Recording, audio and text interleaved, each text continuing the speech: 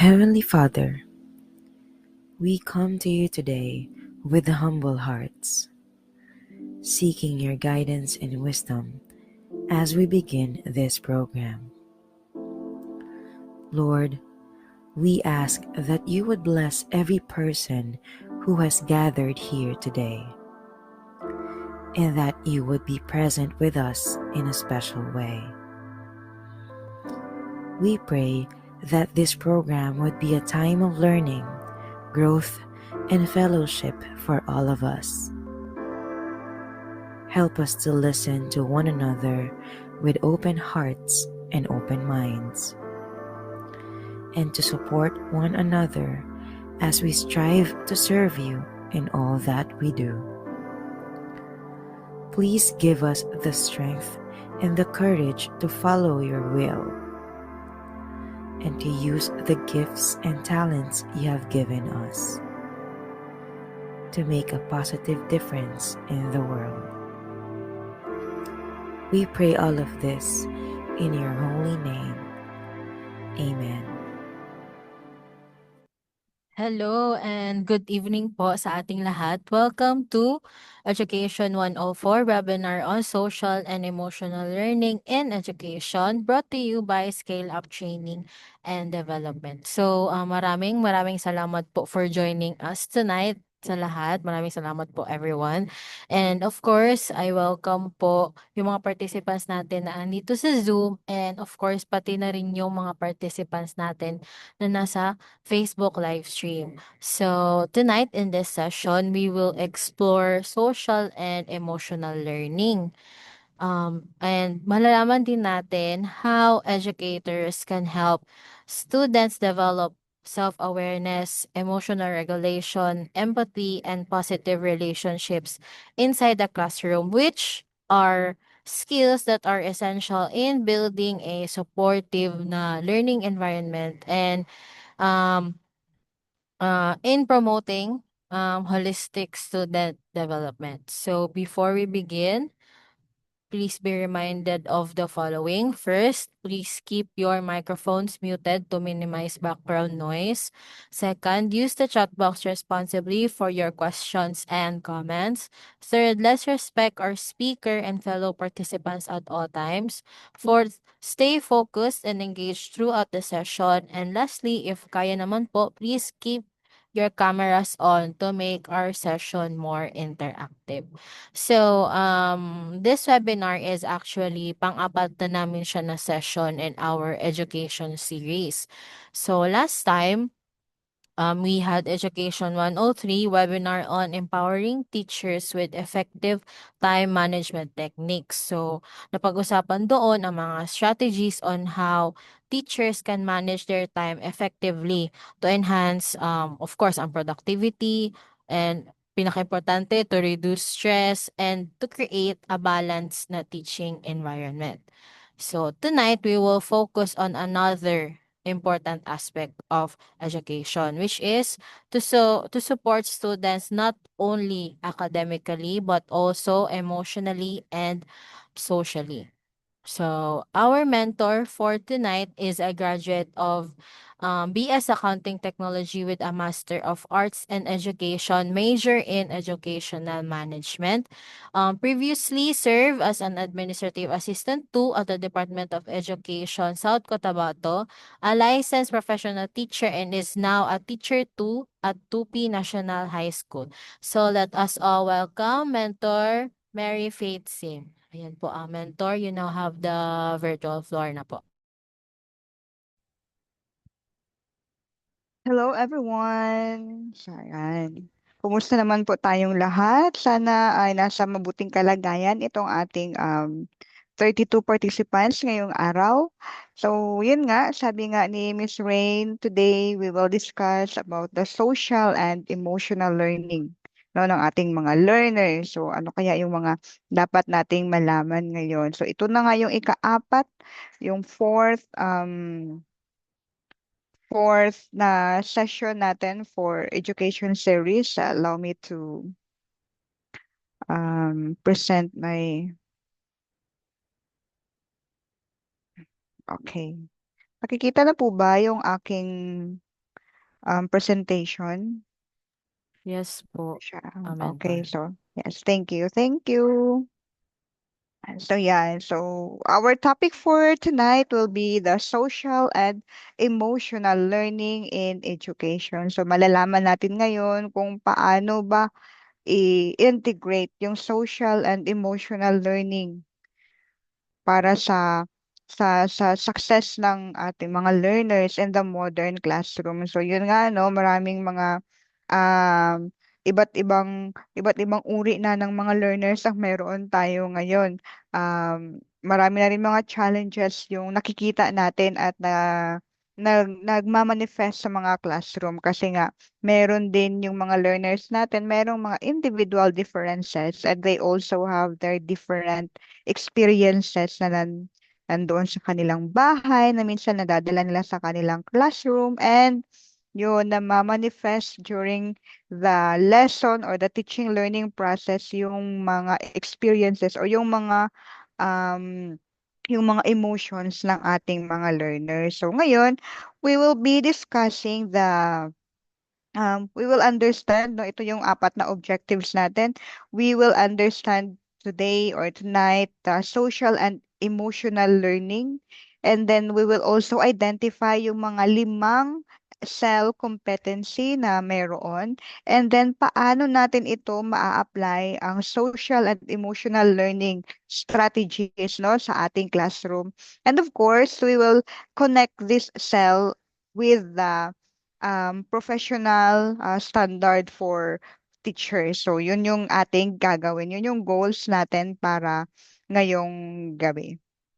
Ayan. So, bago tayo magsimula sa ating lesson proper or discussion proper, gusto ko munang malaman kung ano yung ano yung masasabi ninyo about sa inyong mga learners or kung hindi man today kahapon or ngayong week o ngayong week. Bigyan niyo po ako ng isang word na ma-describe niyo yung inyong learners. Chat na lang po sa ating chat box kung ano yung mga ma-describe in one word. How can you describe your learner? Yan. Sige, tingnan natin dito sa ating chat box kung ano ba yung mga lalabas na mga sagot, ano ba yung sensitive. So, meron dito nagsasabi na merong learner na sensitive. Yan. Ano pa kaya?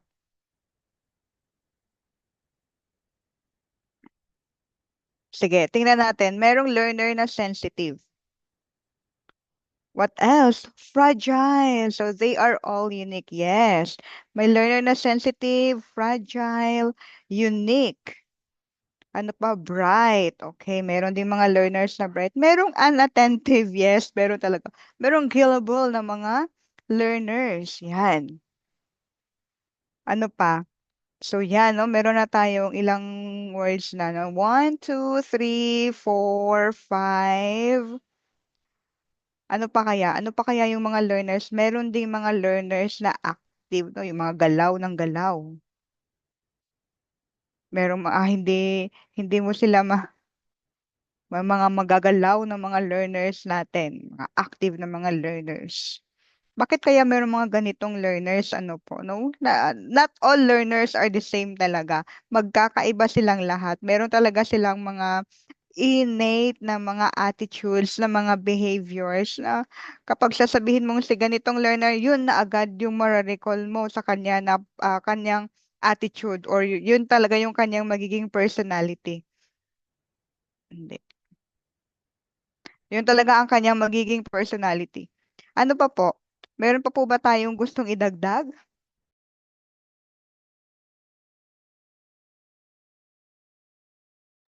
Pa po bang gustong idagdag? So, yan. So, to sum up, meron tayong mga sensitive, bright, fragile, may mga sariling mundo, yeah. Meron din mga active, yes. Meron din tayong mga curious na mga learners, no? Maraming tanong, lalo na sa mga K-stage 1. Yan talaga yung mga learners natin. Yes, totoo talaga. Meron mga learners na may sariling mundo.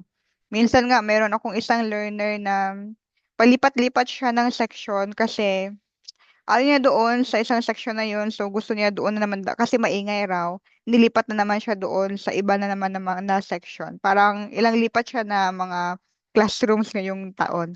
Yun, kasi hindi siya komportable. So yan, yun yung mga iba't ibang mga description natin sa ating mga learners.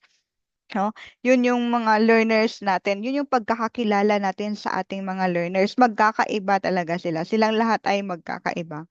Now let's proceed to this. So, bakit ba mahalagang alam natin yung yung tinatawag na alam natin yung personality ng ating mga learners at bakit mahalaga na marunong tayo nitong social and emotional learning? Bakit kailangang alam talaga natin yung mga strategies sa SEL in education? Bakit kailangang kilala natin yung ating mga learners? So, yan. Kasi ito, teachers face challenges, no? Maraming iba't ibang mga nagmamanifest na mga attitude ng ating mga learners kapag nasa classroom. Katulad na lamang nitong student anxiety. Merong mga behavioral issues. So, kanina merong sinasabi na sensitive. Merong sinasabi kanina na curious. Meron din tayong mga learners na lack of motivation. At meron ding mga learners na naiimpluwensyahan na ng social media. Kasi let's face the fact ngayon na very rampant na yung social media. And then malaki yung influence nito sa attitude ng ating mga learners and also nagkakaroon din ng epekto sa education ng ating mga learners, no? Kaya nga doon sa Australia, I think, no, nag-ban na sila ng mga social media use, no, sa mga students or sa mga bata aging 16 years old and below. And also, parang Indonesia rin is starting to ban. Meron na rin bagong rule yung Indonesia na parang hindi pa naman siya officially na ano, pero they are planning also to ban social media for the learners.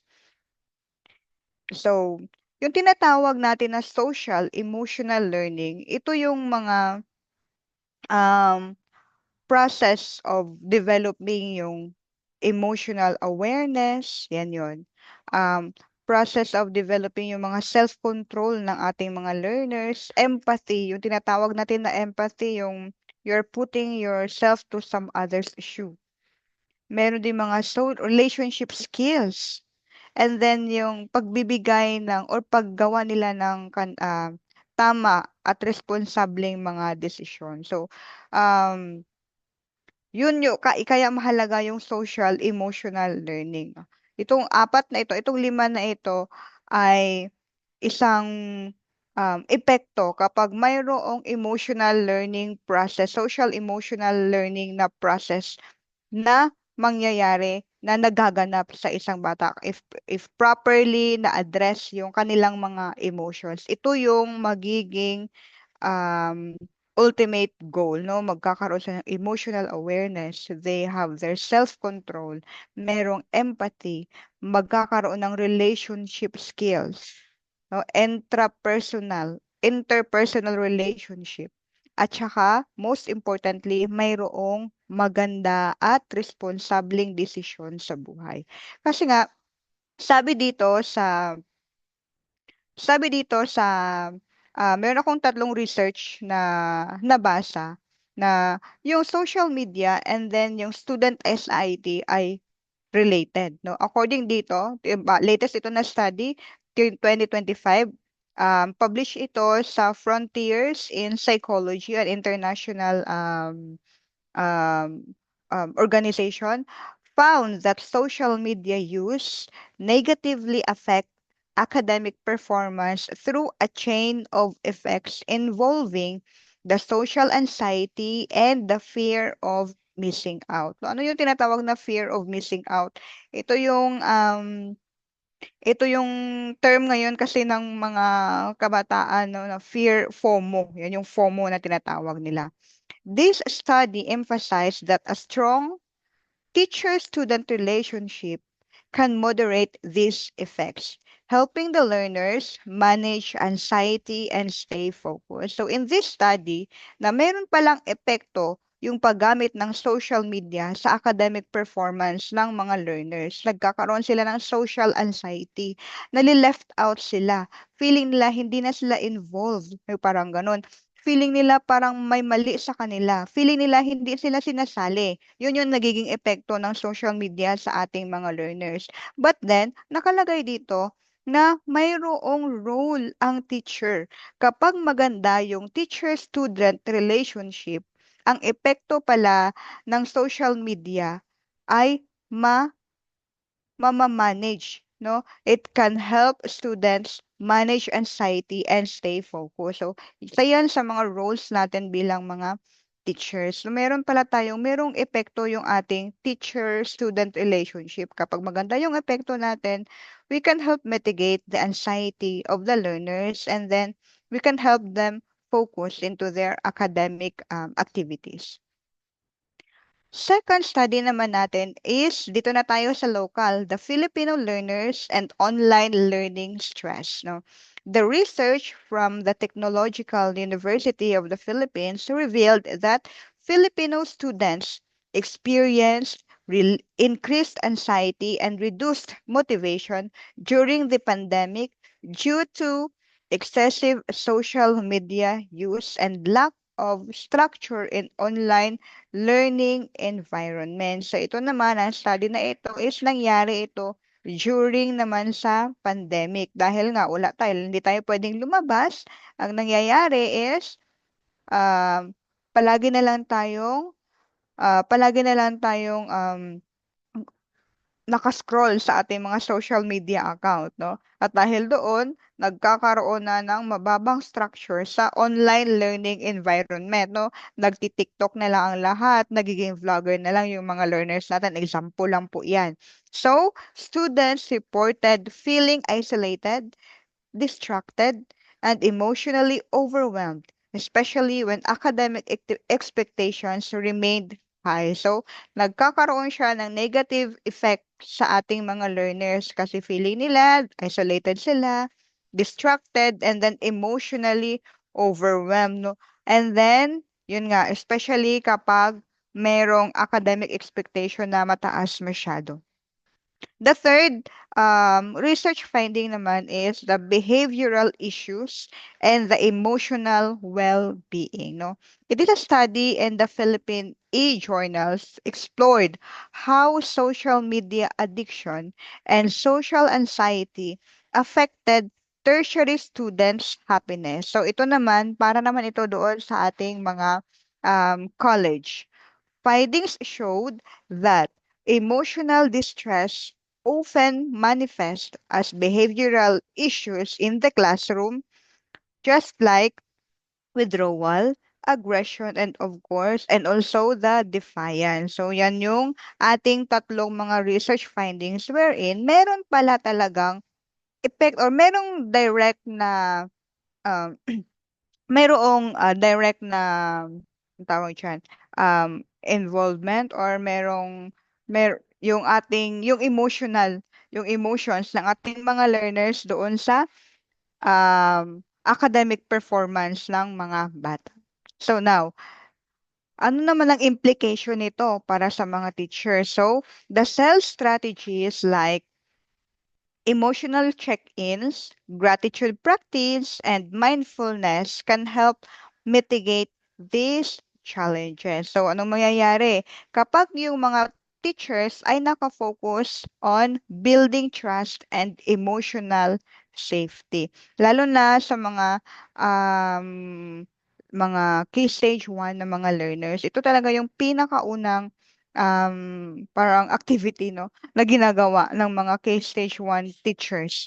Now, they should build trust and of course emotional safety um, doon sa kanilang mga learners para makuha nila yung kiliti ng kanilang mga learners and of course para naman maging komportable yung mga bata doon sa classroom at kay teacher of course. Second, recognizing the signs of anxiety and disengagement. So, ano ba yung rason kung bakit nagiging sensitive yung bata? Ano yung rason kung bakit parang may sariling mundo ang batang ito? Ano yung rason kung bakit parang napaka-hyper naman ng batang ito? Masyadong papansin, ang gusto palaging tinatawag. Ano kaya ang rason kung bakit parang ang batang ito ay napaka-hard-headed? What is the reason kung bakit late palagi ang batang ito? So, merong mga rason yung mga behaviors ng mga learners na yan. Hindi lang yan siya, no? Yung mga reasons na yan yung dapat na malaman natin as a teacher. Bakit ganun? Bakit ganun yung batang ito? Bakit hindi siya katulad doon sa isang bata, no? So yan, meron talaga yung mga reasons kung bakit ganyan yung kanilang mga behaviors.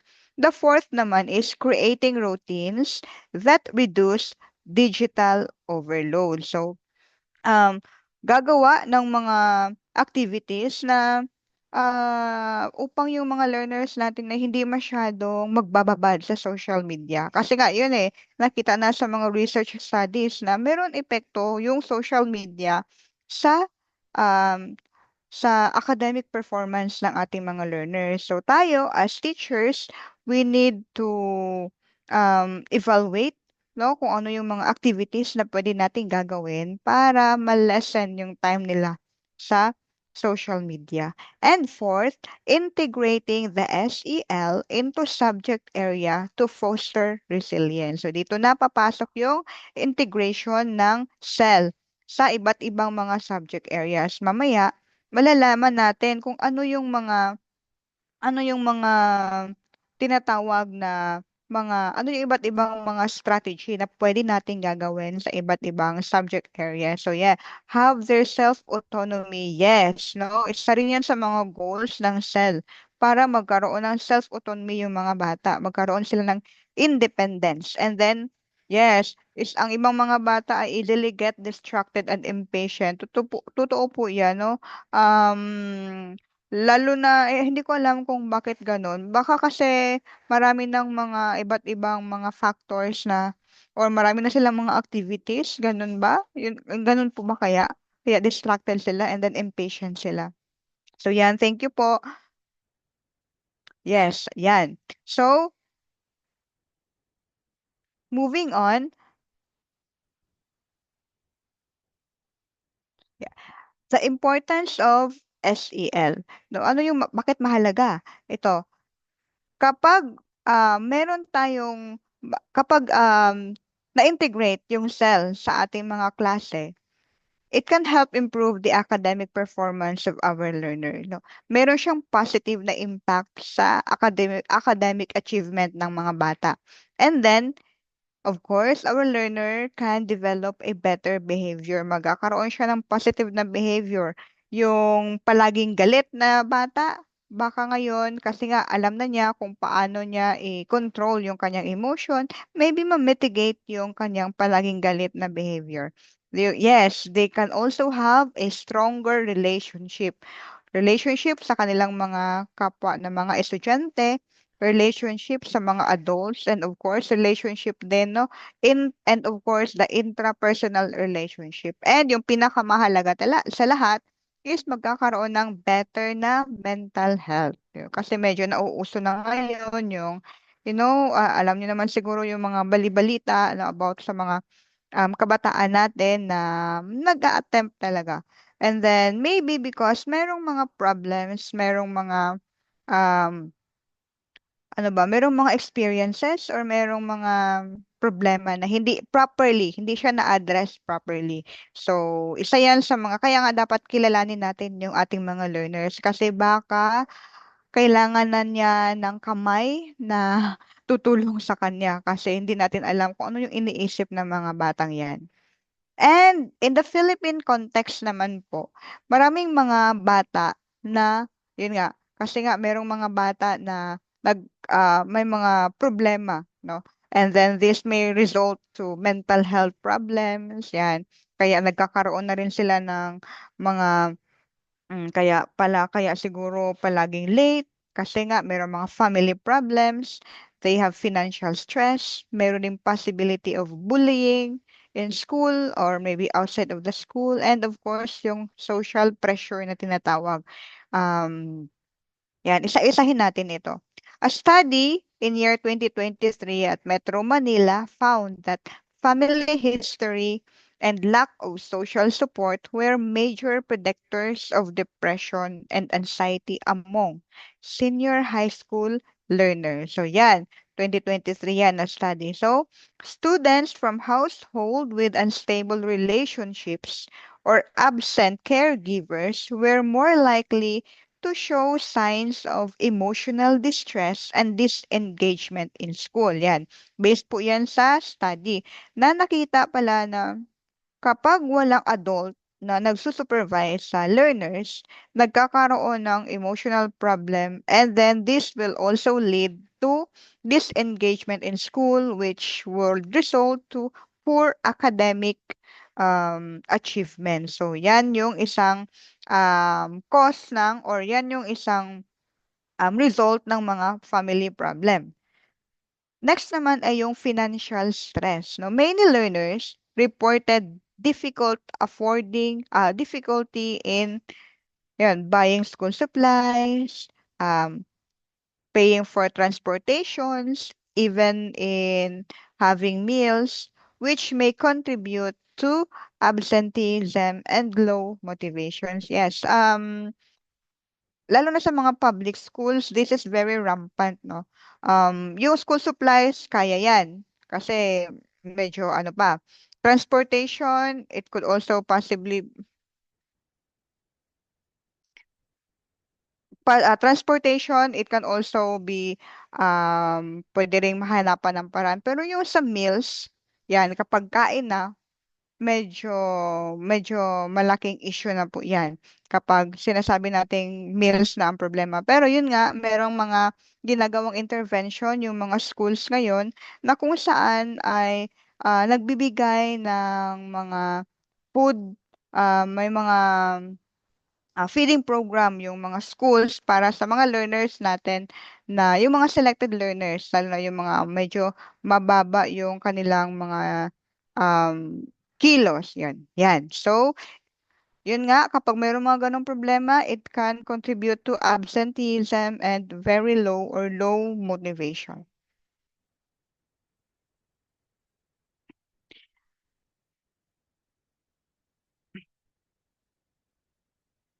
Kaya lang. Oops. And next is bullying.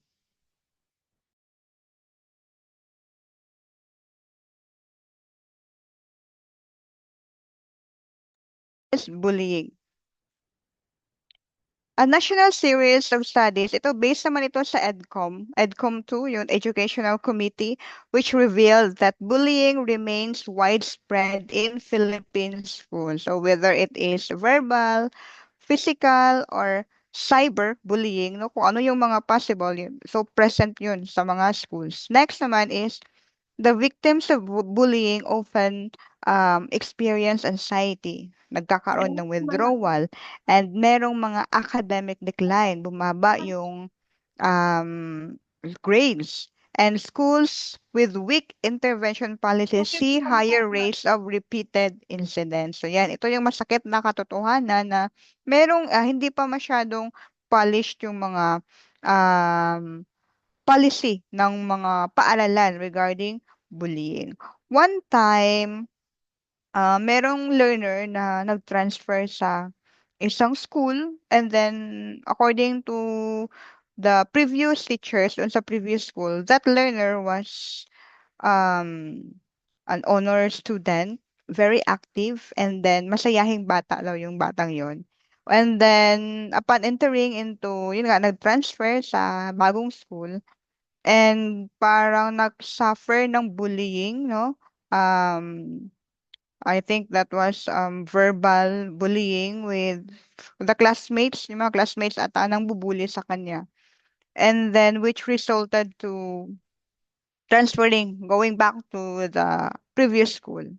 Pagbalik niya na raw doon sa previous school niya, ang nangyari is hindi na naging attentive yung bata and he was very opposite of who he was, who he were nung hindi pa siya or nung hindi pa siya nakapag-transfer, tahimik, hindi na masyadong nagkakaroon ng engagement sa school, kahit na nga mag-greet sa mga teacher, hindi niya na nagagawa. So, yan yung sad reality na nagkaroon ng trauma yung bata. In short, nagkaroon ng trauma yung bata because of bullying and then hindi siya na-address properly, which resulted to poor academic performance and then pati na rin yung pati na rin yung attitude ng bata ay naapektuhan din. So, yan yung mga sad reality ngayon na kailangan ma-address din sana nating mga learners or ng admin ng mga schools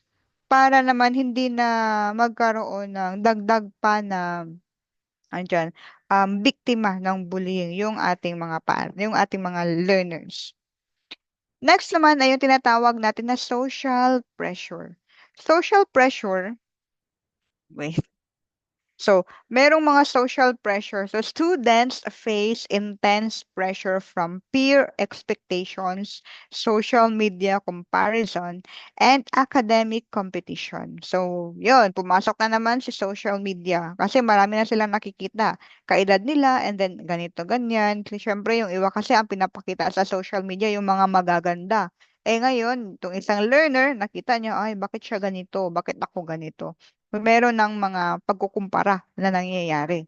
So, this pressure is linked to low self-esteem, perfectionism, and fear of failure, especially among high-achieving students or those in competitive tracks. Usually, yung nagkakaroon ng problema naman ito, yung mga learners natin na competitive and merong mga matataas na self-expectation. So, pag nakikita nila na ganun, nagkakaroon na ng peer, nagkakaroon na ng low, mababang self-esteem yung mga bata. And feeling nila failure kasi hindi nila na-achieve yung achievement nung nasa kabila, nung isang tao na nakita nila sa social media or even yung mga kasama nila sa school or ng mga friends nila, ng kanilang mga peers. So, yan. Um, kasi kino-compare nila yung kanilang mga sarili. And example ito, yan. Merong isang learner who suddenly becomes quiet and stops participating. So, ano kaya ang possible na nangyari sa learner na ito? Ah, Bakit kaya siya biglang nanahimik? At bakit naman kaya hindi na siya nag-participate? Yan. Baka meron po kayong mga experience na or mga learners na ganito. Can you share some of your experiences if you have this type of learners na, oh, yung batang ito very active, ngayon biglang natahimik. So, bakit kaya? Ano kaya yung mga possible na mga scenario? So, bakit meron mga ganitong learners na noon parang napaka-brilliant ng batang ito and then ngayong year, uy, bigla na lang tahimik, wala nang pakialam. So, yun, meron talagang mga ganyang mga instances no, ng mga learners natin na bigla na lang nagbago yung kanilang behavior. Kasi possible na mayroong mga experience na nangyari katulad nung na-share ko kanina na isang learner na apektado ng bullying. Pwede rin na there was this learner also na nagkaroon ng family problem. Parang namatay yung father ba or yung mother after the death of the parent, medyo nagkaroon na ng problema na hindi na masyadong nagpa-participate. So, meron talagang mga mm, reasons kung bakit bigla na lamang nagkaroon ng mga, ang tawag dyan, parang behavior problem yung ating mga learners. Yan. Have you experienced a student struggling emotionally? Yan. Baka pwede kong marinig mm, yung mga boses ng ating mga participants. Kung gusto niyo pong mag-share ng inyong experience, you can raise your hand or unmute para po marinig namin ang inyong mga ang inyong mga hinaing or yung inyong mga experience kung meron kayong mga ganitong mga learners. Andiyan pa po ba tayo? Pa-heart emoticon naman if nandiyan pa po tayo. Meron po ba naka-experience ng um, na nagkaroon ng estudyante who were struggling emotionally? Alam ko meron talaga yan, di pwedeng wala. Po, good evening. Yes po, Ma'am Analu. Yes po, ako po naka-experience po ako niyan sa isa ko Pa- pong student. Yes, pa-share naman po. Ano pong nangyari? Recently, um, bago yung incident nitong recent lang, Mhm. Ano po sa learner, babae po or lalaki? ah,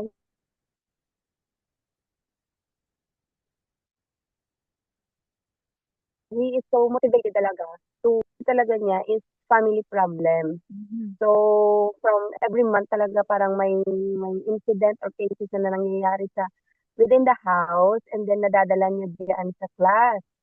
And then, but yet, still, I'm building this kind of a strong teacher-student relationship. But suddenly,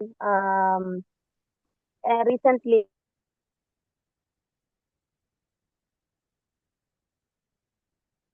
Parang nawawala si ma'am. yung isang teacher na na-caught, nag-cheat.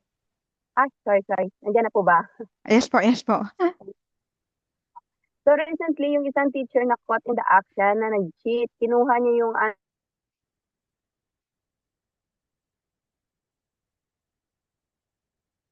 answer sheet ng isa niyang kaklase.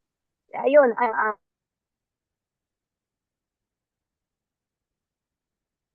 my fellow teacher, yung kanya, yung sa kanya. Ang dami niyang alibay, sinasabi niya na natitrigger naman daw yung acid niya, yung sakit ng ulo niya, ng, na late siyang pumasok, gawa ng, um, ano ba yon yung late na siyang mag-wake up, yung parang ganun po. And I am in a challenge right now dahil yung examination is almost fast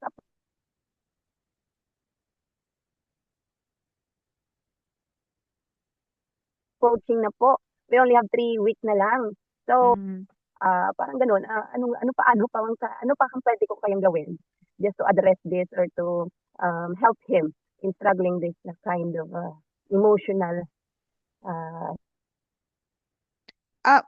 Have you discussed it with the parents po? Kahit na, yun nga, alam stage natin right na sa now. bahay, yes. Kahit na alam natin na sa bahay nanggaling yung problema, pero I think the parents must also know na nagmamanifest yung problema nila sa bahay, no? Na ano na Uh, nagkakaroon ng epekto sa bata. yes po. Actually po,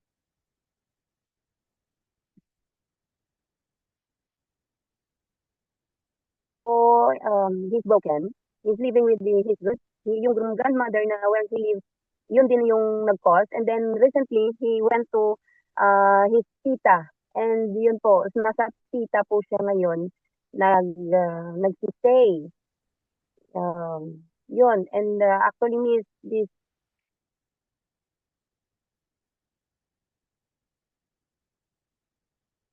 the learner is really a street children. Kaya yung nakikita ko po yung hope sa kanya this year na talagang gusto niyang makapasa, makatapos yung pagdarang ganun. So, in-establish ko from the beginning yung strong teacher-student relationship. Pero parang napaka-challenging ng situation ngayon kung saan malapit na lang yung exam. Ito pa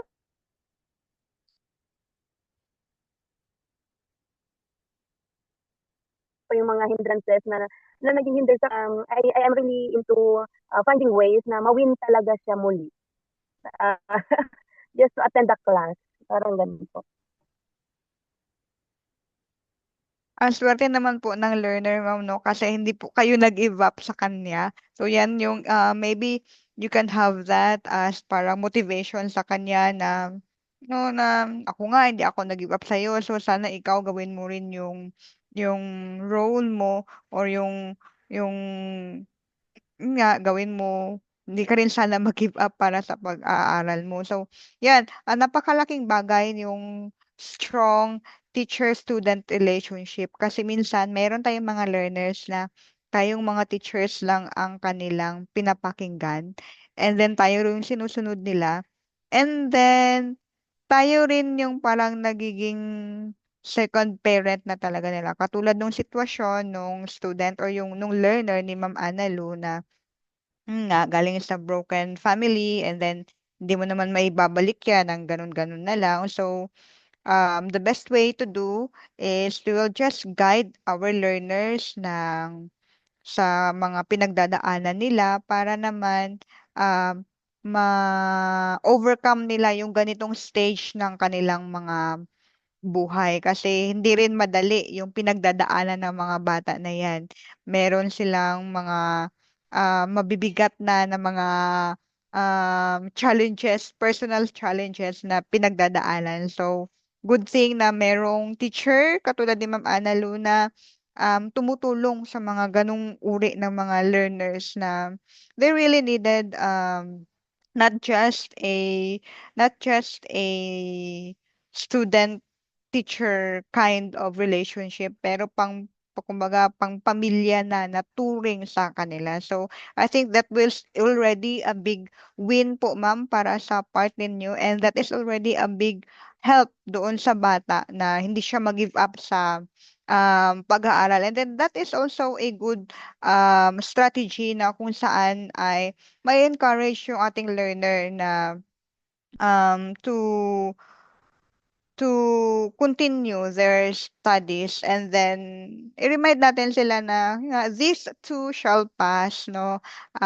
There is always a rainbow after the rain, yung mga ganon. And then, next days have, the Lord prepares for something good, no? For something brighter sa ating mga bata, no? Sa future, meron talagang magandang inilalaan para sa atin sa future. So, yun, if we are going to remind our learners about that one, I'm sure na sana makita rin nila yung kanilang mga um yung kanilang future yun na kung ano sila sa future. Yan. So, thank you so much, Ma'am Analu, for that share. Baka meron pa pong dadagdag or kung nahihiya po kayo na mag-voice out, you can also type your experience in our chat box. Yan. Kung nandiyan pa po ba kayo, baka habang kumakain kayo, pa-heart react naman sa ating para lang malaman natin na you are still with me. Or pwede rin sa ating chat box, you can send an emoticon in our chat box para malaman natin na you are still here. You're still here with me.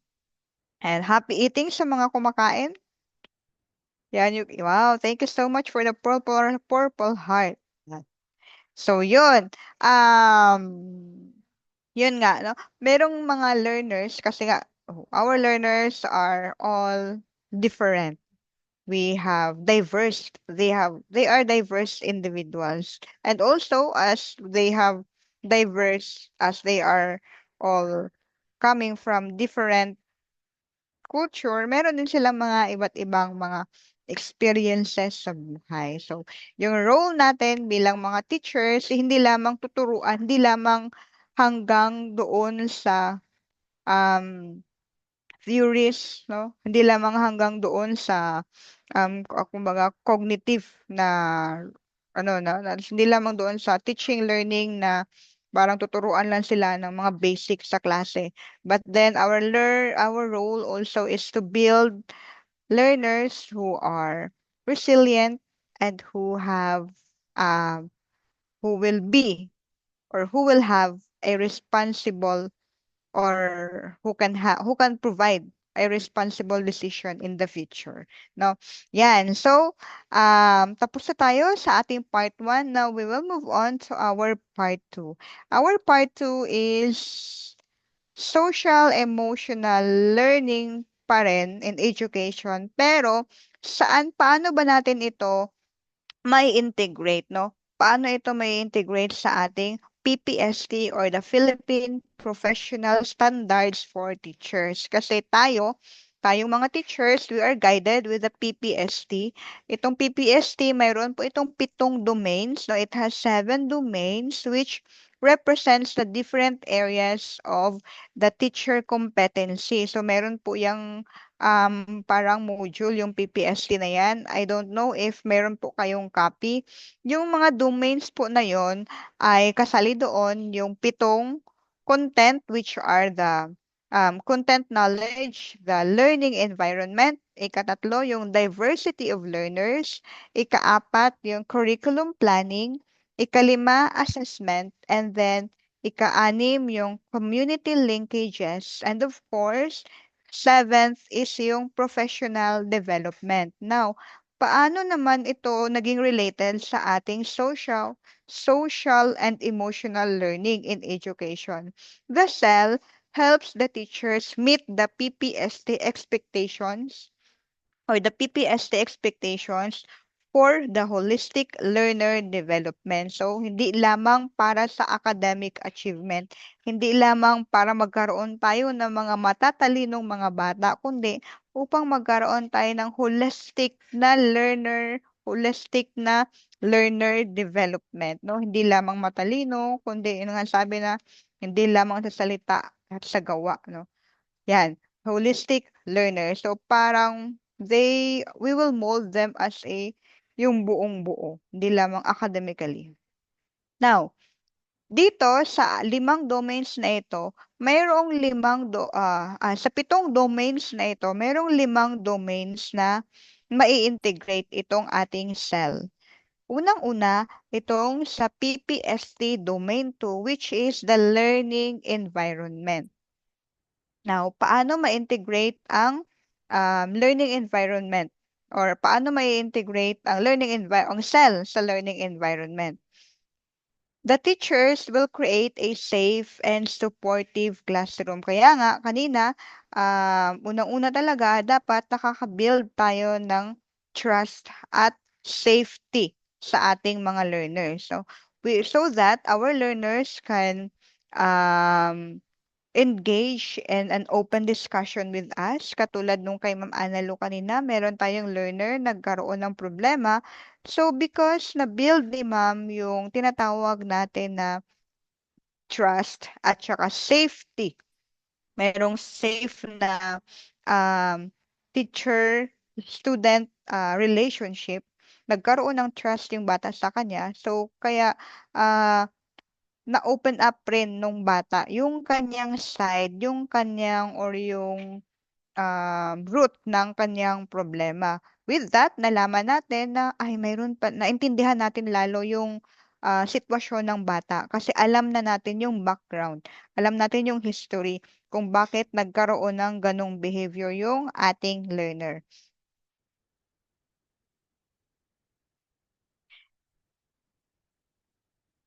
And in our second, PPST naman is yung Domain 3 or Diversity of Learners.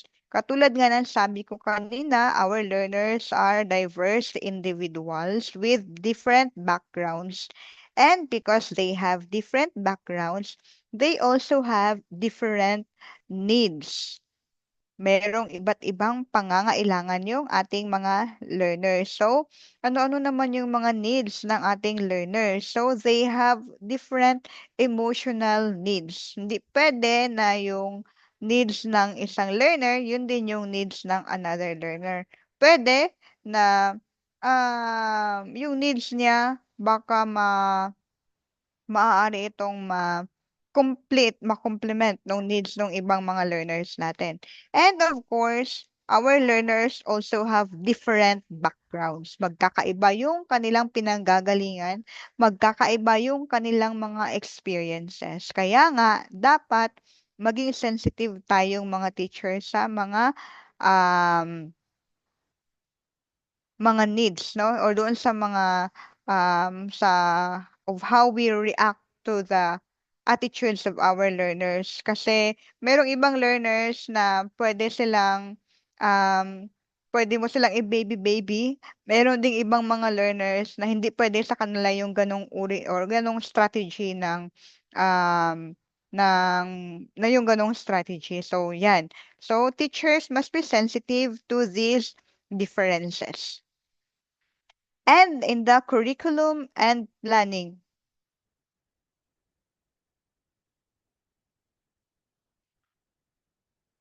curriculum and planning. So teachers will integrate. We should learn how to integrate cell in our lesson. So paano ba natin ito mai-integrate?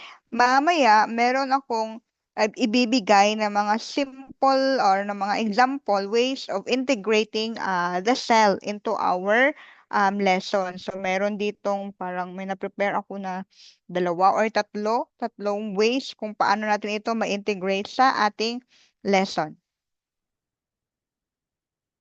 Next naman ay yung ating, yung ikaapat is yung sa PPST Domain 7, which is the personal growth and the professional development. So, we as teachers, we need to develop an emotional intelligence.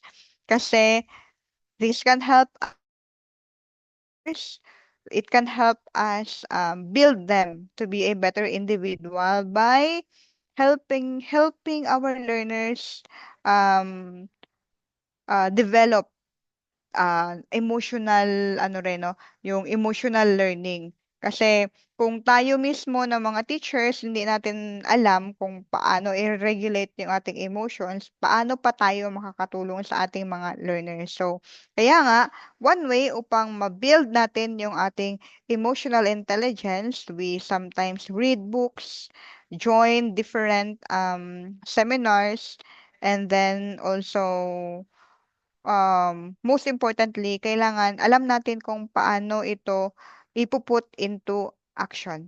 Yung mga natutunan natin sa mga iba't ibang uri ng mga seminars and trainings na nasasalihan natin. And ito, how do you usually respond when you feel stressed or frustrated in the classroom? Yan. Dito natin malalaman kung ah ano ba, kung emotionally intelligent din ba tayo, yan. How do we, um, how do we usually respond when you feel stressed or frustrated in the classroom? Pwede po pakilagay sa ating chat box yung ating mga answers. Paano ba tayo nagre-respond kapag nagagalit tayo sa classroom? Tama ba? Or when we feel stressed, frustrated, disappointed kasi hindi nila nagawa yung kanilang mga trabaho, maingay yung ating mga learners, how do we respond?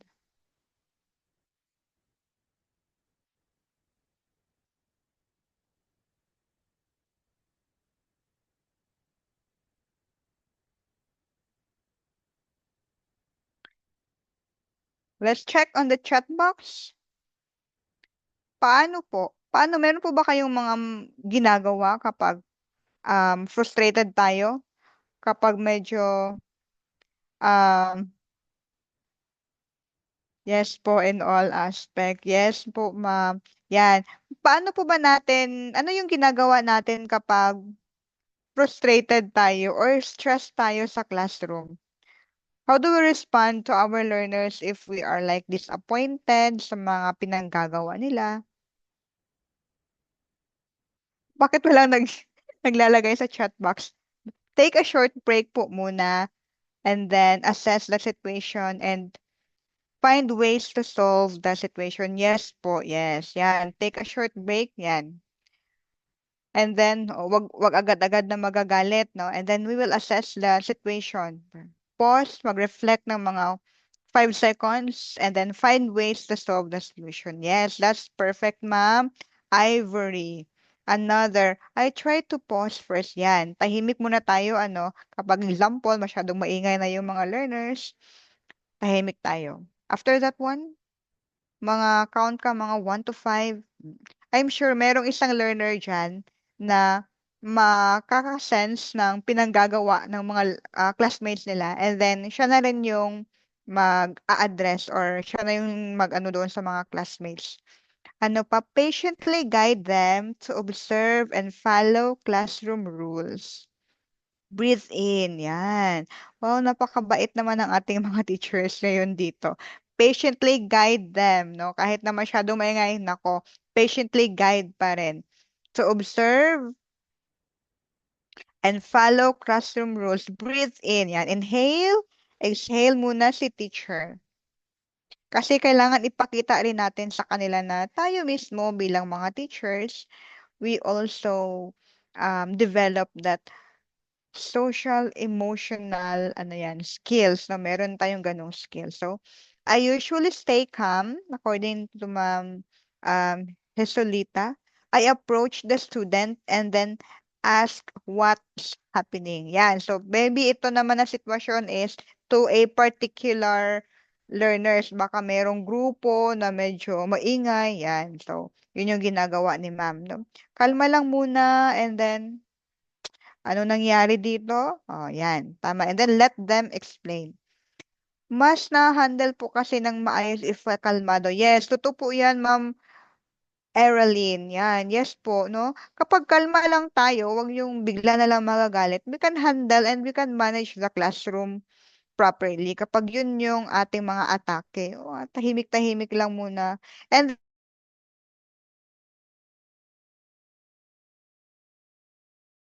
ng isang teacher compared kapag medyo mabunganga si teacher, no? Parang mas may command, napansin ko, mas may command kapag tahimik ka lang and then hayaan mo lang sila na mag-ingay kung gusto nila mag-ingay. After that one, tatahimik na lang din yung mga yan. I'm sure yan yung ginagawa nilang iba dito. I go to my table and play worship songs until I am at peace. Then I return to the classroom, to the class. Okay. Yan. So, ipe-pray over na lang ni Miss Analu, ni Ma'am Analu yung mga bata na medyo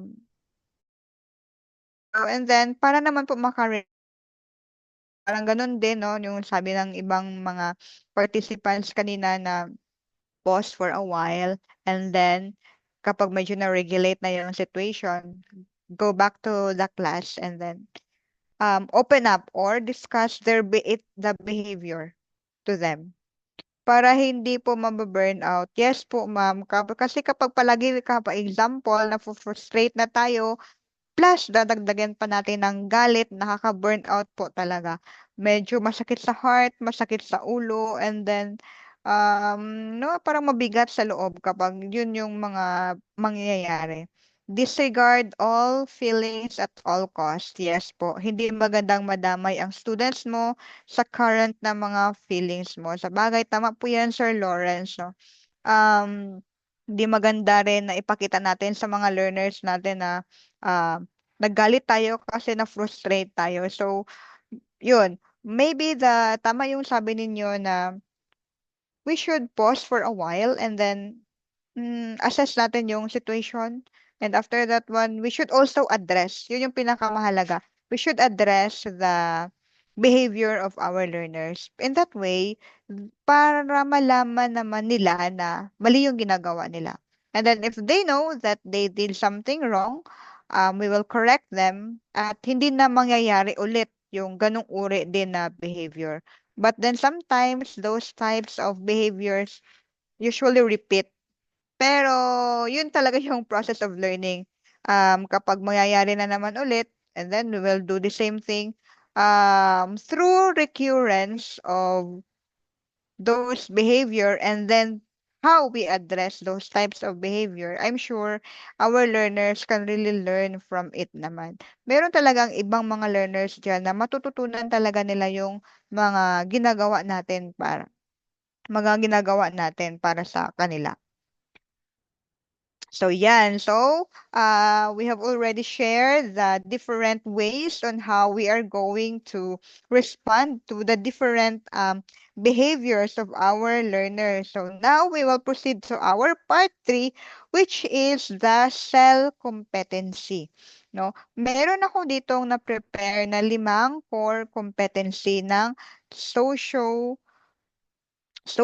and emotional learning. So una, we have the self-awareness, we have the self-management, we also have the social awareness, the relationship skills, and of course, yung pinakamahalaga sa lahat, responsible decision making.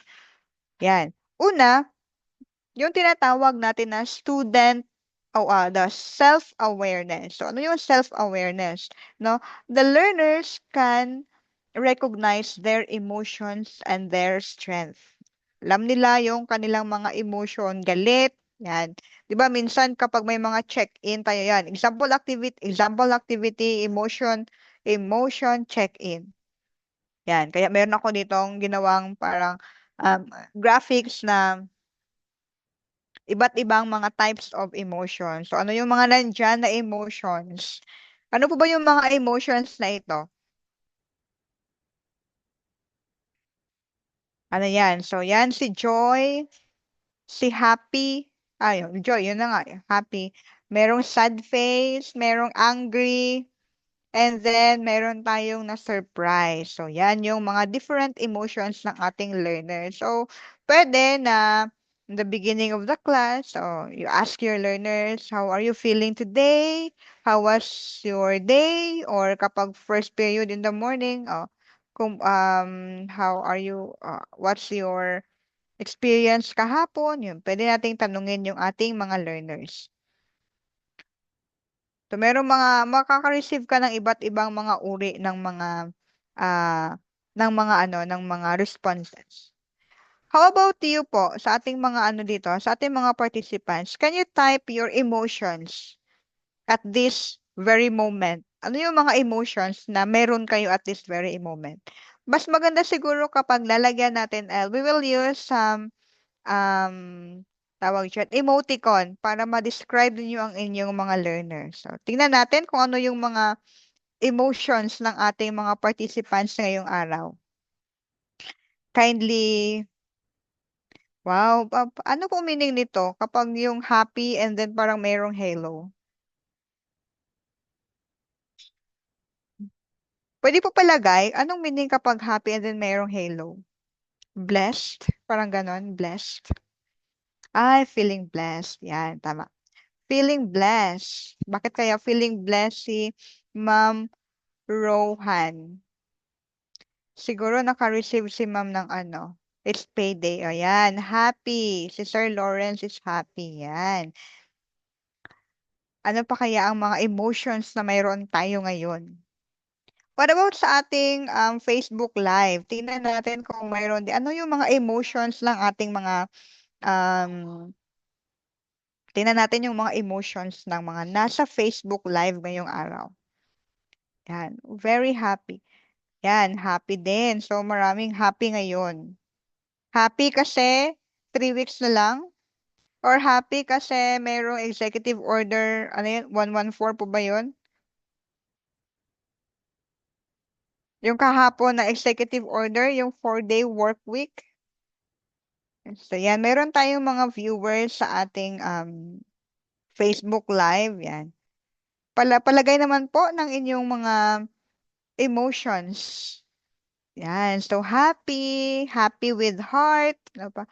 Happy na merong pa-cute eyes. Merong happy na nakalabas talaga yung teeth. Yan. Merong demure na happy. Ganon. So, yan. So, almost everybody are feeling happy right now. Meron tayong isang feeling blessed. Meron namang feeling loved. Siguro feeling loved yung yung merong heart. So, yan. So, good thing that we all have a positive emotions ngayong araw. Yan. So, let's move on to the next cell competency, which is the self-management. So, the students can learn to control their emotions and behavior. So, example activity na ginagawa dito, yung mga breathing exercise. So, breathe in, breathe out, yung ganun. Meron ding iba't ibang mga um, merong iba't ibang mga sa Facebook or sa YouTube ngayon, mga videos that can also be used in this type of breathing exercises. So, pwede nating ma-download yon and then ipapasunod natin yun, gagayahin ng mga learners natin yung mga ganong uri ng mga activities. It's a fun and engaging activities that can also integrate SEL. And the third cell competency is the social awareness. So our learners can develop empathy and respect for others. So ito naman, it's there. It can build a relationship, no, to with others, no, panlabas na, hindi, interpersonal relationship. Wow. One way is to conduct or have a role play bullying situations sa ating mga learners. So, pwede yan ma-integrate sa ating mga lessons, no? Lalagay tayo ng mga bullying. Ano yung mga gagawin ng ating mga learners kapag mayroong mga bullying? So, yan, ipapa-role play natin yan sa kanila. Others naman may conduct also parang mga advocacy drive against bullying, or pwede rin ang parang mayroong mga slogan making about bullying. So, yan yung mga social awareness na type of activities that we can encourage our learners para naman ma-develop yung empathy and respect for others. And then we cannot just focus on bullying, but we can also try some other mga topics, no, about that can help them develop empathy and respect for others. The fourth, I think it's the fourth cell competency is the relationship skill. So, with this type of competency, our learners can learn to communicate and collaborate with their peers, with their classmates, and also with the society na, if ever na, ma-develop nila yung ganitong uri ng skill. So, paano ito mangyayari? Of course, create an activity that can build teamwork, no? Yung mga collaborative group activities na pwede nilang gagawin. And with that, they can be able to build good communication skills, and then build rapport with their classmates kapag mayroong mga ganong uri ng activities. Next naman is the responsible decision making. So, ito talaga yung, for me, ito talaga yung pinaka parang cream of the crop ng social and emotional learning. No, makagawa ang mga bata ng magandang decision making. Yan. So, the students can evaluate their choices and of course, the consequences, no? Yung ng kanilang mga nagawa. Example, academic honesty. Yan, academic honesty. Cheating. So, yan, medyo big issue kasi so, meron akong ginagawa sa mga learners ko. Minsan, nagpapa-quiz ako, and then, random lang siya na sila yung mag-check ng kanilang mga papel. Okay, you check your own papers, pero random lang yan. Hindi ko ginagawa araw-araw. And then, meron talaga magsasabi, Ma'am, tingnan mo, wala akong erasures. Yan. Ma'am, wala akong erasure. Ma'am, mag-ano lang kami, mag-exchange lang kami ng paper ng katabi ko kasi para baka sabihin na nag-cheat ako. Kapag yung meron talagang magsasabi ng ganyan. So, ako naman, ang sasabihin ko sa kanila, I usually tell them na you check your own paper. Kasi ako, I have trust in you, and then gusto ko magkaroon din kayo ng tiwala sa mga sarili ninyo.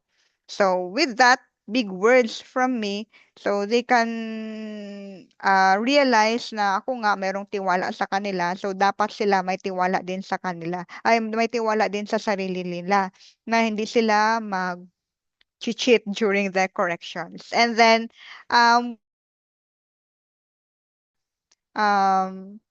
nakita ko yung epekto nitong ginawa ko na type ng activity na sila yung mag-check ng kanilang sariling papel. Sabi nung isang learner, Ma'am, I feel so happy kasi daw, hindi daw siya nag-cheat, and then plus, perfect niya pa yung quiz. So, parang iba yung feeling, iba yung naging emotion ng bata,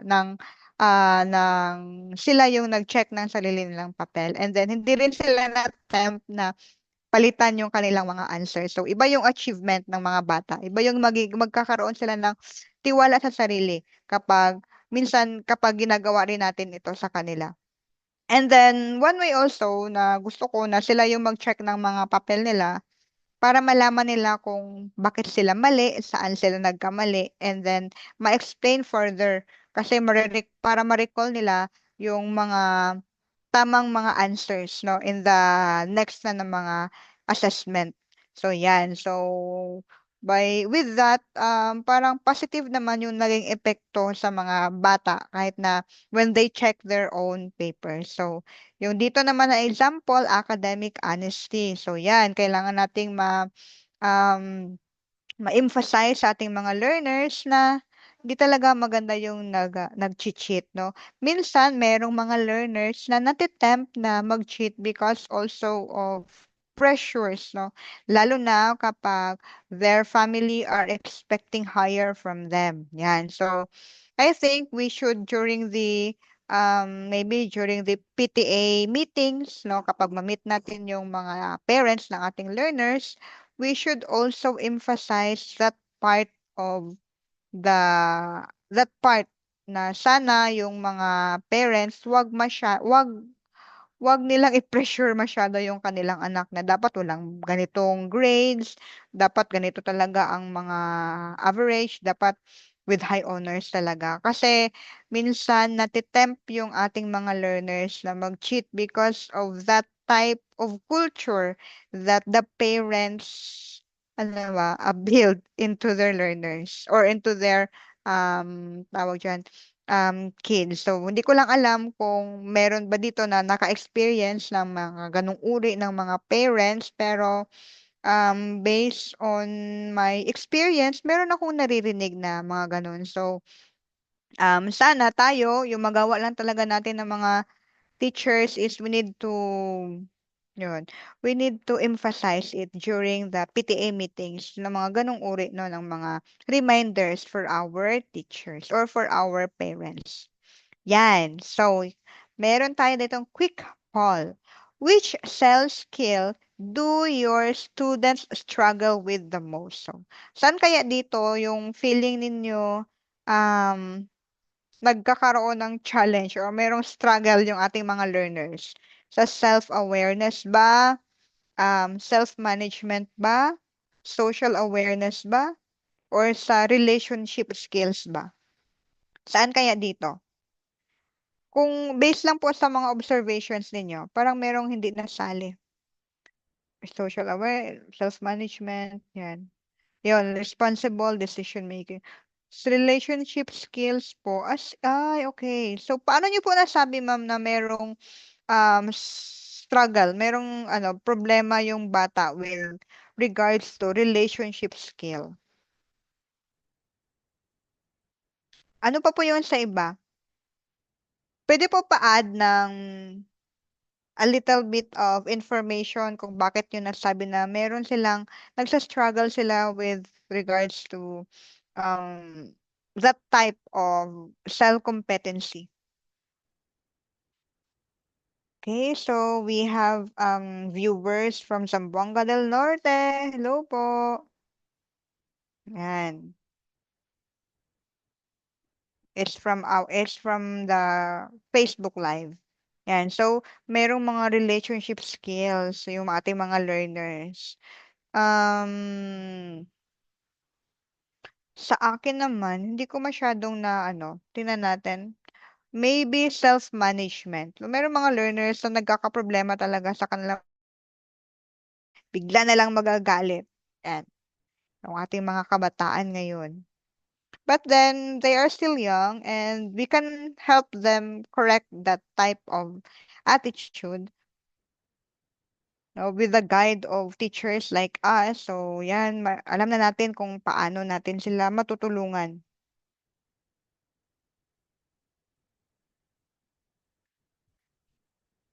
So, yan. So, okay. So, wala nang ibang mga, maybe yung iba nag-iisip, maybe because, ayan, okay. Maybe because po of the impact from the family na hindi na-establish ang good relationship. Kaya, Ay, okay. So maybe ma'am, that learner possibly nagkakaroon ng um, ano yan, maraming kaaway, no? Siguro po ang epekto, nagkakaroon ng mga kaaway, no, sa classroom. So, kaya mo nasabi na merong mga relationship skills. So, possible. Yes, I think, yung mga learners natin, yung root talaga ng kanilang behavior is, of course, nanggaling talaga yan sa family, no? Nasa bahay po talaga. Sa bahay po talaga nag-uumpisa yung behavior ng ating mga learners. Okay, meron din dito, sabi ni Ma'am Erilyn, self-management po. They struggle po in controlling and regulating their emotions. Yan. Anong grade level po ito, ma'am? Yung sa self-management. Anong grade level po kaya yan?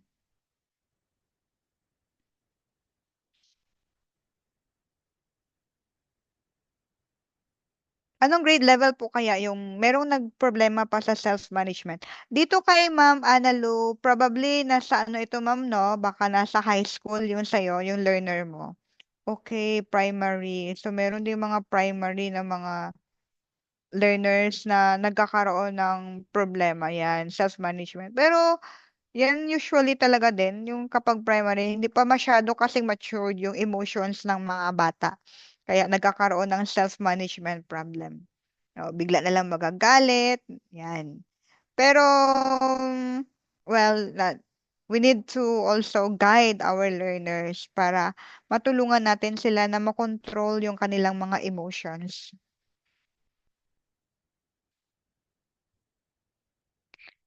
ALS, ay, okay, elementary, okay. So, yes, ma'am. Kasi yung mga ALS, alternative learning system natin ng mga learners are, ano sila, di ba, from out of school youth, and then, yun, out of school youth. Minsan yung iba, meron din mga asawa, meron mga trabaho, yan yung sa mga ALS learners natin. So, yan. Isa po yan sa mga idol ko ng mga teachers, Ma'am Analu, yung mga katulad niyo po ng mga ALS teachers. Iba kasi yung mga experiences ninyo kumpara sa amin na nasa regular school. No, yung parang ibang level yung mga challenges ninyo. Yan. So, yun. So, meron tayo ditong relationship skills na problema, no, na nagsa-struggle, relationship skills, and then self-management na nagsa-struggle din yung kanilang self-management. So, yan. Tingnan natin sa ating Facebook Live kung merong nag-share dito ng kanilang um, struggle ng kanilang mga learners. So far, wala naman. Okay, so we will move on to our next slide, which is, ito na tayo sa cell strategy. So meron yung sabi ko kanina, meron akong na-prepare ng mga nasa 2 or 3 na mga social and emotional learning strategy na pwede nating i-apply sa ating classroom. Yan, daily emotional check-in. So, we will ask our learners, how are you feeling today? Kumusta ba kayo? And then, gawa tayo ng mga follow-up questions about that. Kapag sasabihin nila, Ma'am, I'm tired. Oh, what makes you feel tired today? Ano ba? Ma'am, I feel happy. And then let them share kung bakit ganun yung mga emotions nila for that day. And then also, um, allow them to communicate with others, no? Para naman, meron kasing ibang mga bata na yung school ang parang nagiging, anong tawag dyan? Nagiging venue nila para masabi nila yung kanilang mga feelings na hindi nila masabi sa kanilang mga bahay. So, yung daily emotional check-in. So, pwede rin naman na, no, gawa ka ng parang mga, ano dyan, parang mga stickers, ganun. Yan. Meron din ako nakita one time, meron siyang chart, and then each chart, merong pangalan ng mga bata. Tapos, para maglalagay sila ng colors and those or emotions doon sa itsura ng mga bata. yung emotions na yon, so yun yung emotions ng mga bata for that day. Yun, yan. And then maybe also para malaman mo rin kung sino yung angry that day, sino yung parang medyo merong problema that day.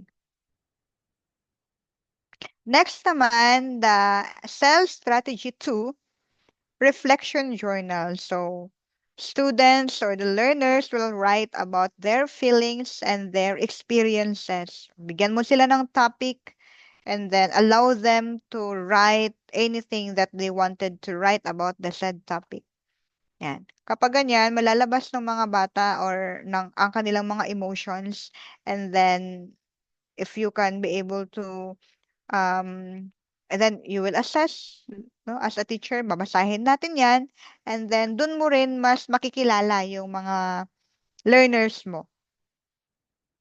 Meron kasing ibang learners na hindi masyadong masalita. Tahimik lang, hindi naman and then hindi rin naman siya nagpapapansin, hindi mabait, tahimik, nasa gilid.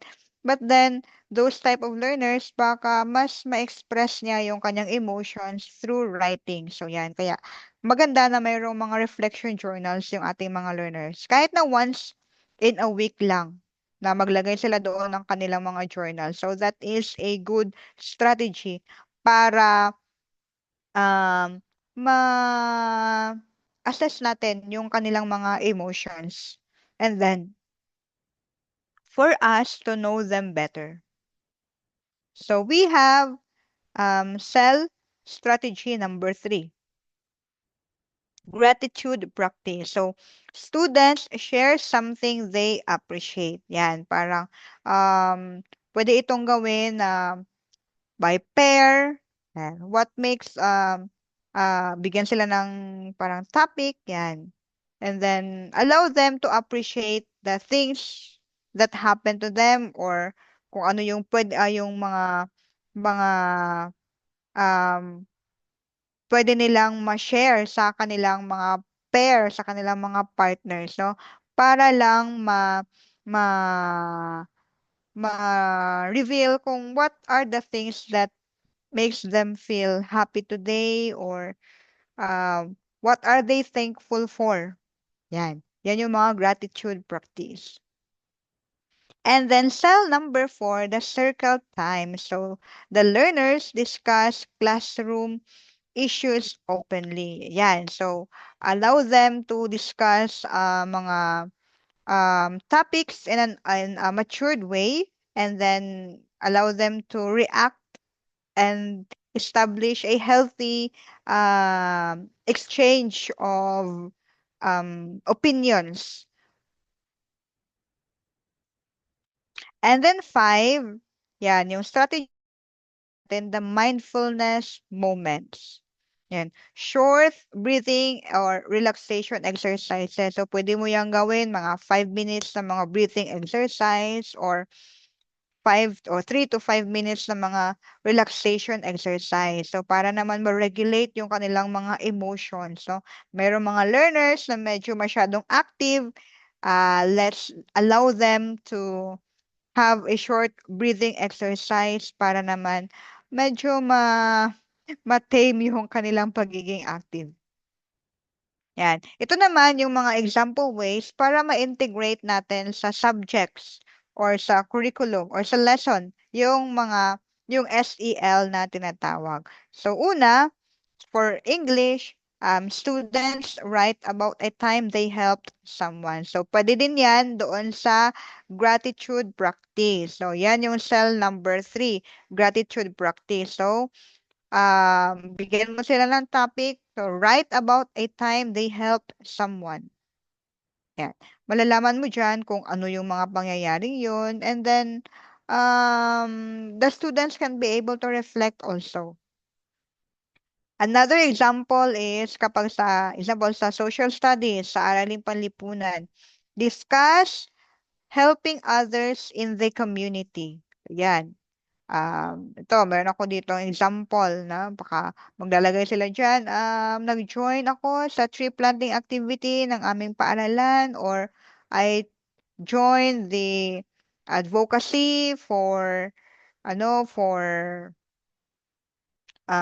anti-bullying, mga ganong uri ng mga activities or ng mga topics. What else? Kapag sa Araling Panlipunan, pwede rin na mga learners, nag-join sila sa clean up drive sa kanilang community. And then there are vast of issues or of topics that we can be able to add in this type of activity. To, meron ditong mga suggested na mga cell activities na pwede nating gagawin sa ating classroom. So, example, merong challenge about, yan, problem, student anxiety. Ano yung mga cell strategy na pwede nating gagamitin? Mindfulness moments. 'Di ba nag-check-in ka? And then nakita mo na parang maraming mga learners mo ang sad, ganyan. Or majority of the learners are feeling, ano ba, baka hindi maganda, parang negative yung emotion. So, you can have this type of activity. Example, yung breathing exercises. Yan. Before the exam or before the assessment, kapag medyo kinakabahan yung mga bata, yan. Kapag hindi ka naman nakaprepare ng mga audio, visual na mga na material, so you can just guide them. O 1, 2, 3, mag-breathe in and then breathe out. Yan, magbilang-bilang. Yung counting, by counting. As long as ma-release nila yung kanilang mga emotions. And then, yun, mindfulness moment. Second challenge, what if mayroong behavioral issues ang mga learners? So, yan. Cell strategy na pwede natin gagamitin, circle time. Circle time. So, ano yung example na pwede mong gagamitin dyan? Open discussion on classroom norms. Yan. So, ano to, parang open forum. Pero dapat guided ito ni teacher para maiwasan din yung intensified na exchange of messages, no? Yung para magiging responsible din yung pagbigay ng mga comments sa mga learners and then magiging mature din yung kanilang pag-develop ng kanilang mga communications. We have the third challenge, lack of motivation. Parang hindi na-inspired yung mga learners mo. Kasi, syempre, medyo pagod, ganon. Maraming mga schoolworks, maraming activities. Ano yung cell strategy na pwede nating gagamitin? We can use our gratitude practice. Yan. Allow them to share their wins of the week. Halimbawa, what are your wins for today or for last week? Yan. If in that case, ma-realize ng bata, ay meron pala akong mga konting wins na nagawa last week. Yan. Kapag ganyan, ma-inspire naman yung ating mga learners and then they can be able to realize na merong value yung mga ginagawa nila. And then baka lalabas din dyan sa type of sharing na yan na meron silang natulungan doon sa kanilang mga kaklase. So, merong possibility na lalabas yung mga ganyang uri ng mga topics sa sharing of wins. And yan, yung last natin na challenge is the social media influence. Yan, nagkakaroon na ng mga social media influence yung mga bata. Minsan, merong isang social media influence na parang nagiging trend sa mga learners ngayon. Lalo na sa sa high school, yung violence. Ano yan? Yung mga away-away. Yan. Mag-away-away sila. Pagkatapos mayroong nag-video and then they are going to share that in the social media para daw mag-trending. Yan. Yun yung ginagawa ng ibang mga learners na yan. So parang it's a thing, parang ano siya, parang cool siguro sa kanila na mag-trending sila kasi nag-away-away, parang ganun. So, yan, yung mga trends ngayon sa ating mga learners, no? Mga kabataan. So, social media influence. Yan yung isang problema. Now, ano yung strategy na pwede nating gagawin?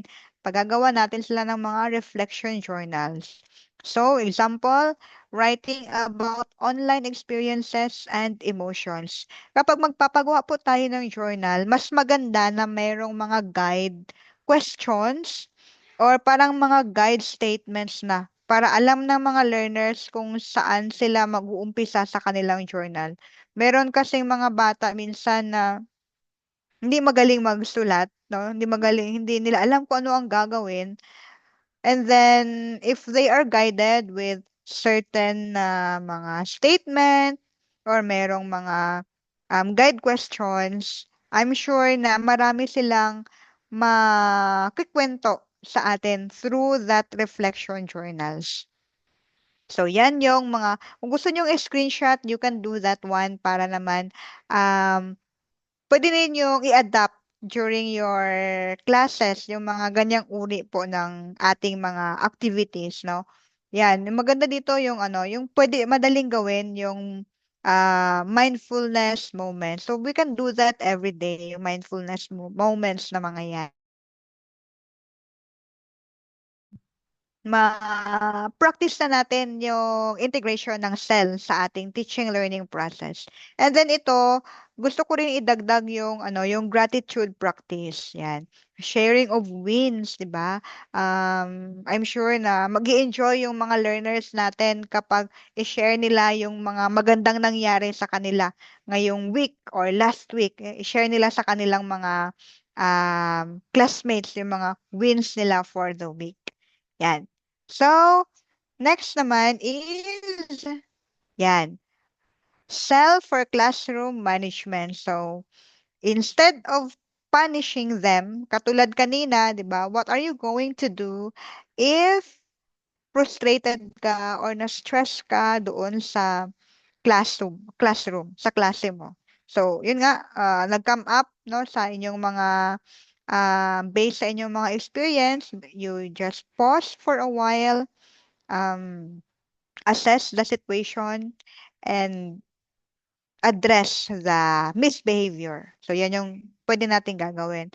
When you address the misbehavior, we can ask, anong nangyari? What happened?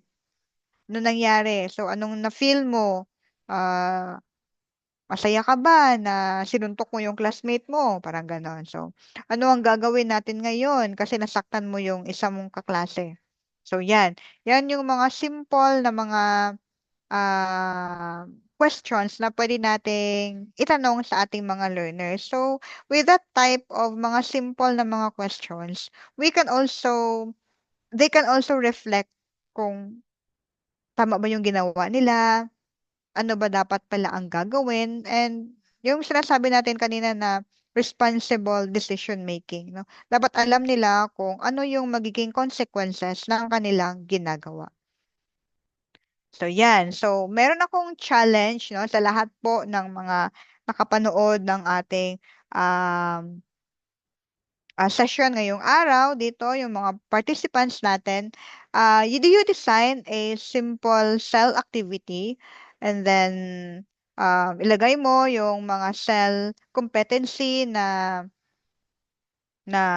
na integrate, and then anong klaseng activity yung inyong ginawa. So you can choose from the different strategies na na-present ko, or you can also baka meron kang ibang strategy, ibang cell strategy na effective and then nagawa mo na, you can also include that one. Matanong ko pala, baka meron po kayong ginagawang cell activity na hindi kasali doon sa na-present natin. Pa-share naman po. Baka meron po dito sa ating Zoom participants or sa ating Facebook Live viewers na mayroong mga best practices, no, about social and emotional learning. Baka meron po kayong best practices dyan na ginagawa. Pa-share po sa ating chat box or sa ating comment sections. So, good evening, Miss Aurora. Yan. Sino pa ito? Ma'am Sheila, Sir Dez, Ma'am Yas of Zamboanga del Norte. Yan. Baka meron po kayong mga mga best practices.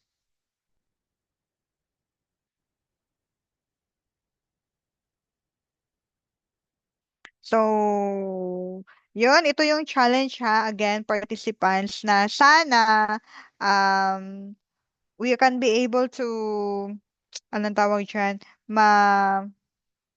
magawa rin natin, no? Ma-adapt natin itong cell activity or yung cell strategies na na-present natin dito sa ating session ngayong araw. So, para naman the main goal talaga is to help our learners. Kasi baka meron talaga tayong mga learners dyan na nagsa-struggle emotionally, hindi lang nagsasalita. And then maybe this is a way para matulungan natin sila.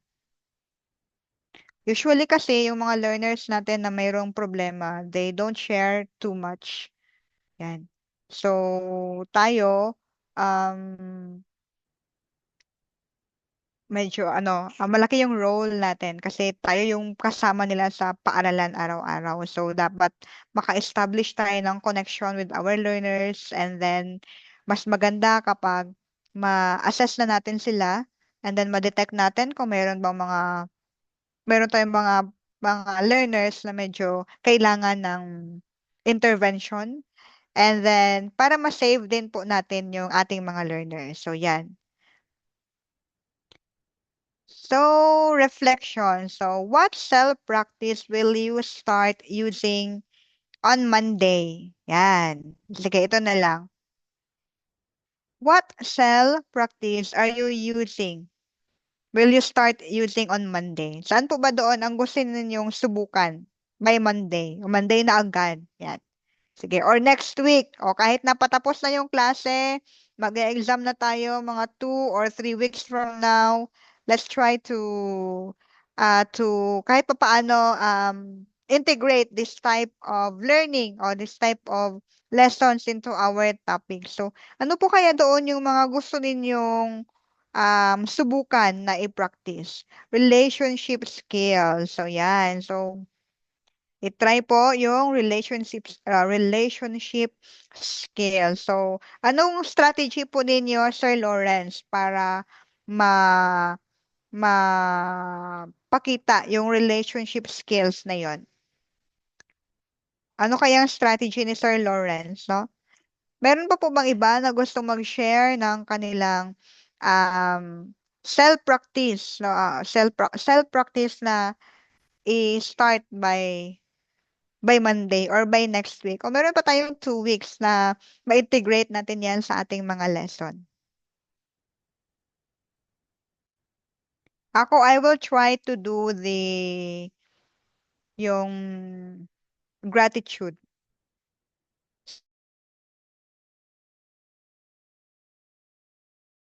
Maganda din po yan. Minsan merong mga naughty na mga learners na, ma'am, broken-hearted, or ma'am, ganito, ganyan. Yan. Lalabas yung mga ganyang uri ng lalo na kapag nasa high school. Pero yung sa primary, they are very honest naman sa kanilang mga emotions. Ang alam lang kasi yan ng mga primary is happy, sad, yan, maraming lalabas dyan. Gratitude, yes. Always look for something to be grateful for. Yes, the same, yes po. Um, Sir Christian, yan. Isa po yan talaga sa magandang cell strategy na gagawin natin sa ating mga learners. Ako rin um,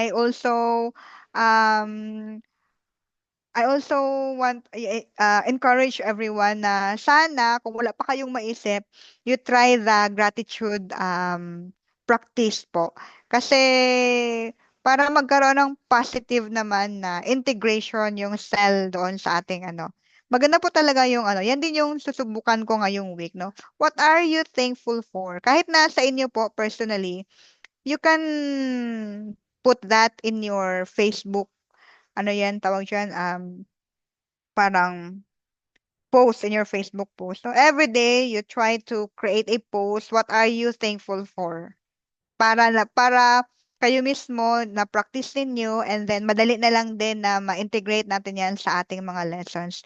Yan, ito po, jar of emotions. Pwede ma-integrate sa art subjects. Wow. Yes, jar of emotions. O baka gusto nyo rin pong um, sundin yung Jar of Emotions ni Sir Lawrence.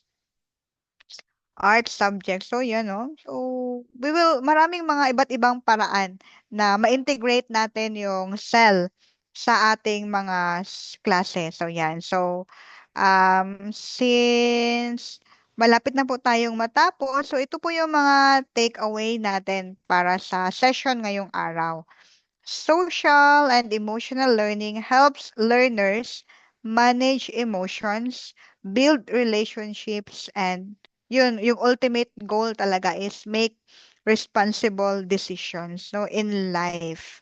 Yan, kasi yun talaga yung maipapamana natin sa ating mga learners.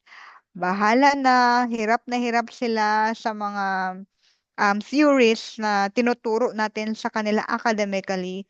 Pero sana naman we can help them manage their emotions, build good relationships to to their peers, their classmates, to the community, and to themselves. And of course, yung pinakamahalaga talaga sa lahat ay yung they can be able to make responsible decisions in their life. So yan. So, yun nga, students may forgot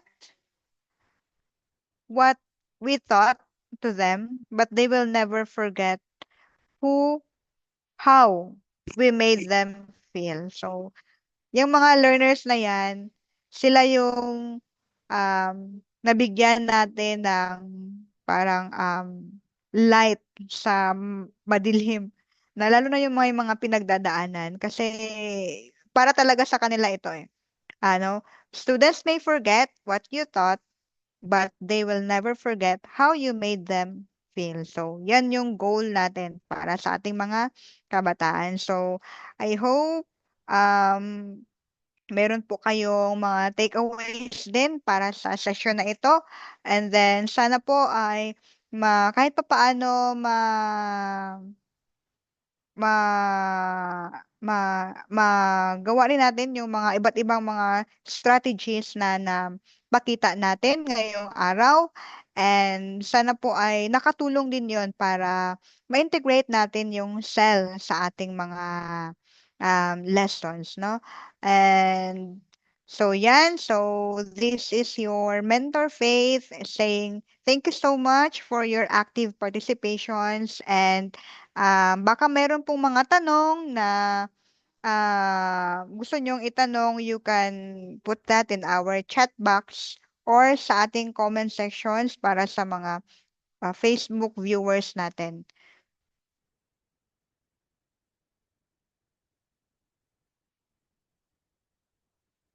Thank you so much din po sa inyong active participations.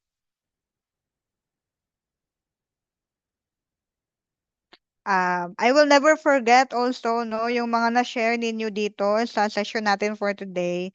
So, meron tayong mga additional na mga learning ngayong araw and then additional na mga input na babaunin natin sa ating mga klase.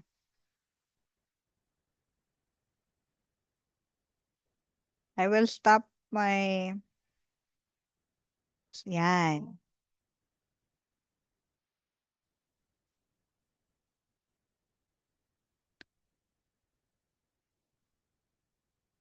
So, we will wait for Miss Rain. Meron pa siyang mga instructions sa atin.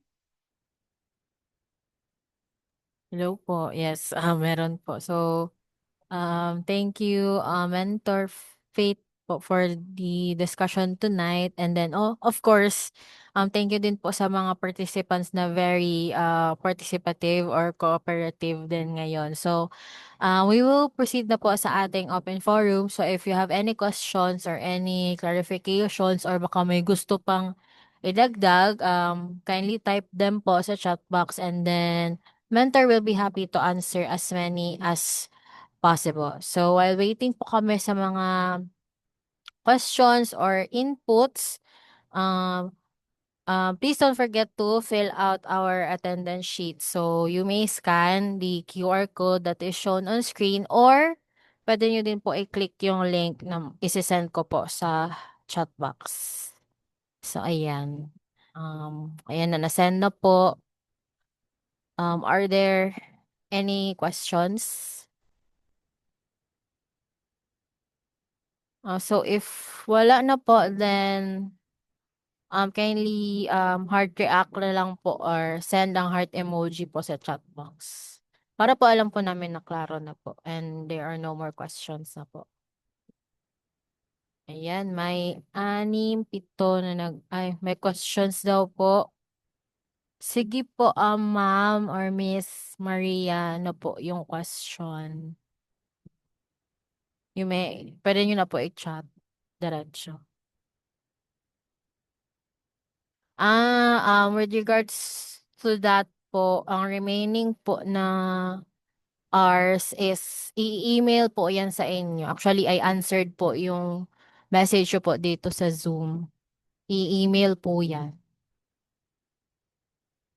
Ayan. Na-answer na po ba yung question?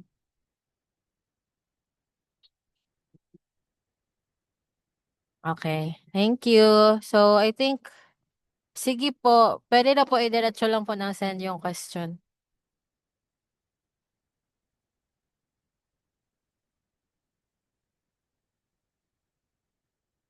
You're welcome po, Ma'am Maria. Ano po ang question or kung kailan po ba siya masisend ang certificate? Kung yun po ang question ninyo, it will be processed po ngayon right after i-end yung webinar and then it will be sent din po sa inyo ngayong gabi. Ayan.